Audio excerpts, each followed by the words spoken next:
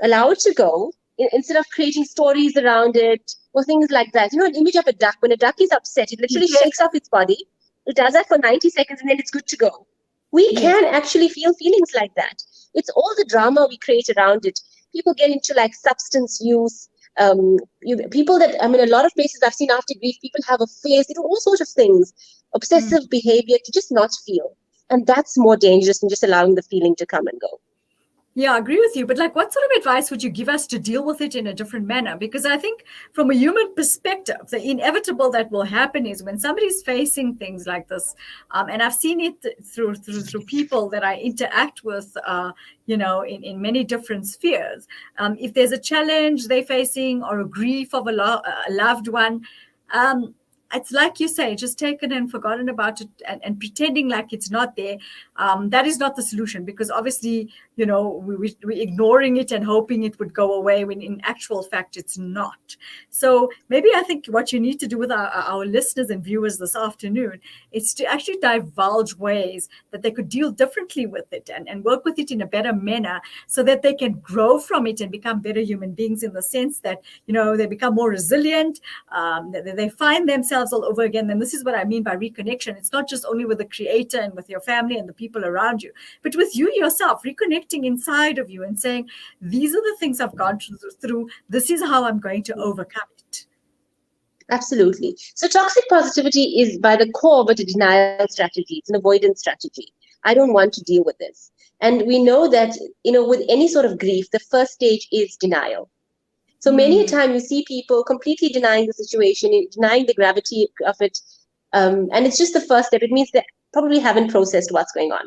So there's denial, anger, bargaining, depression, and grief, and then finally acceptance. So that is a kind of this thing that we expect.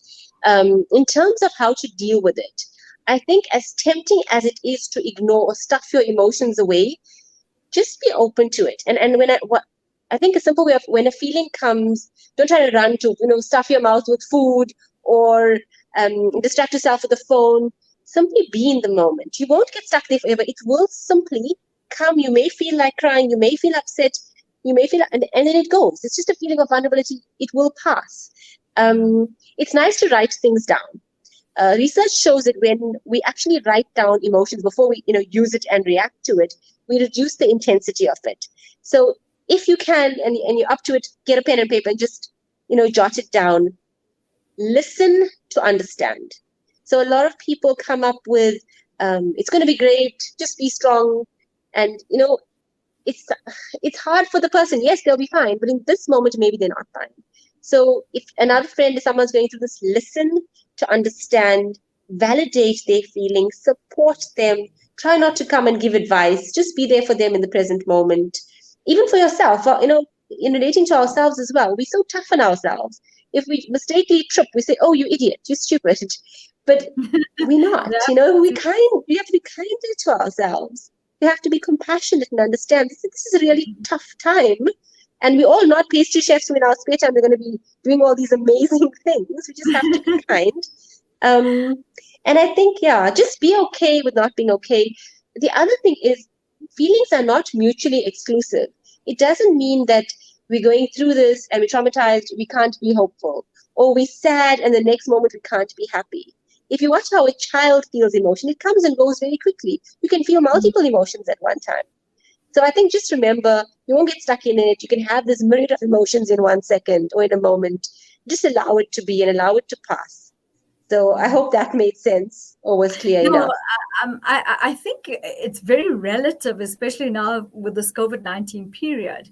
I mean, as you say, like, I deal with the emotion in the moment and make yourself understand what the emotion is about, and that you're not the only person. And I think what's great is that we need to understand, like, people like you are out there as support structures to be able to help. Sometimes some people, every person, I believe, has different strengths and weaknesses, and maybe at times times some people do not know how to deal with the toxic positivity as such. So that's where people like you come in and make them understand the situation they're in, and that it's okay to be in that situation, because many a time I think people don't realize that their situation is not unique. There are other people that are in similar situations, and then they're not alone in this. And I think with COVID-19, this has taught many a people that by creating these support structures and there's Ubuntu amongst each other, we're going to help each other to some extent overcome the situations that we are in. Absolutely.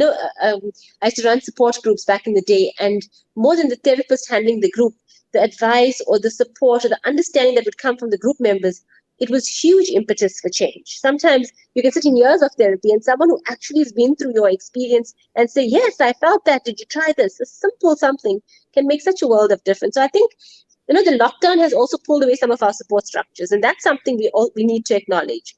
Maybe joining a support group that's online or speaking to others that are, have also been through this. I think that's a great point you brought up, Nafeesa, that, take up the support, and especially people that have been with that kind of experience. I learned something very important from one of my previous guests a while ago, a very young lady suffering with some health issues. And I thought what was absolutely amazing about that was, she's been having a health issue since she's 11, and now she's like literally in her 20s or almost 20. And what I found amazing was she told me something that stuck with me all the way. It says, I told her, how do you manage every single day knowing that you have these very serious challenges in your life? And she said, it's the little things in life that bring me joy. Right. Lovely. I think that is so amazing, because the thing is, I think a lot of the times we take so many things for granted, and we walk past something and not realize that that little thing is the thing that's going to bring us joy for that particular moment. Absolutely. And I think if COVID has taught us nothing else, it's keep it simple. Because if you look at what it's taken away, it's taken our ability to breathe, to smell, to taste. Those are our basics. Imagine going around enjoying our food, savoring each bite, having a shower, feeling blessed that you're there, each step knowing that, I can walk, alhamdulillah. So I know it's gratitude at every step, but keeping it simple, being in the moment, just doing the basics, don't demand more than that of yourself for now. I agree with you. I think it's grounded us, and as I said, it's made us look at those 3 R's, to say that these are things that are happening in your life, but where are you heading to? Ask yourself the question, where would you like to be? Where are you at right now? There's the essence of life, and start looking at it. Because I think COVID has been a big speed bump. It's definitely shook all of us. Absolutely, and it absolutely forced us to slow down and take cognizance of the lives that we are leading. Because look, it's a horrible thing to say, but we all have to pass away. But now we have to think about the choices, or it might be closer, and how do we want to live the rest of our lives? So none of us want to think about this, but it's definitely brought it in our face and forced us to wake up. Yeah, it's forced us to reflect and ask ourselves, what have we been doing from a spiritual level? What have we been doing from a giving back level? What have we been doing with the essence of things in life that matter? Because we tend to run that rat race every single day, and we start actually missing out at times on the essence, not deliberately, but with the amount of things that we end up doing. And I think it's grounded us in many a direction.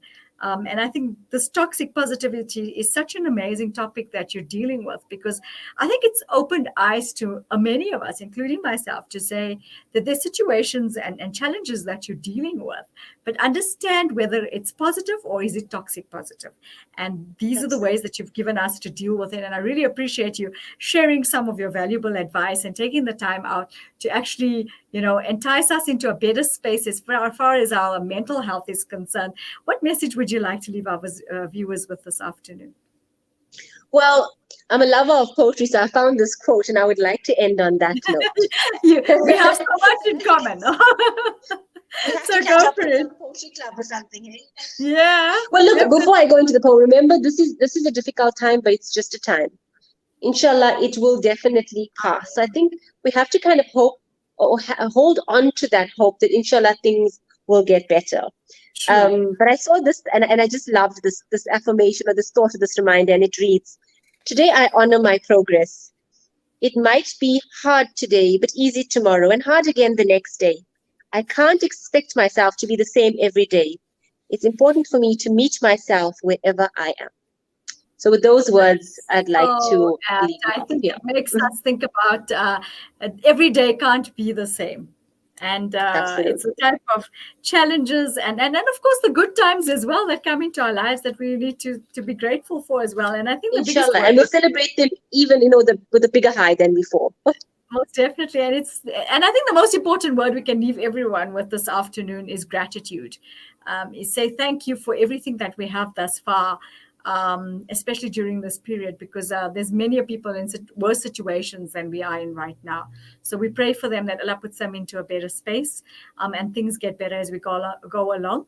But I really want to thank you for sharing this time and with us. It's been very valuable and inspirational, and I look forward to chatting to you again real soon. It's done, I think, a lot of wonders for our listeners out there, where you've enticed them to think about the things they're in, the spaces, and having to move it into a better one. Jazakallah so much. Jazakallah, Nafeesa. You take care of yourself. Assalamu alaikum wa rahmatullahi wa barakatuh. Nazia Iram Osman, definitely giving us some inspiration there on having to look at the types of positivity, but whether it is toxic or not is something for us to determine, and of course, how to deal with it. And I think that was the most valuable advice we could have gotten during this period. Stay with us. We'll be back with you after this break.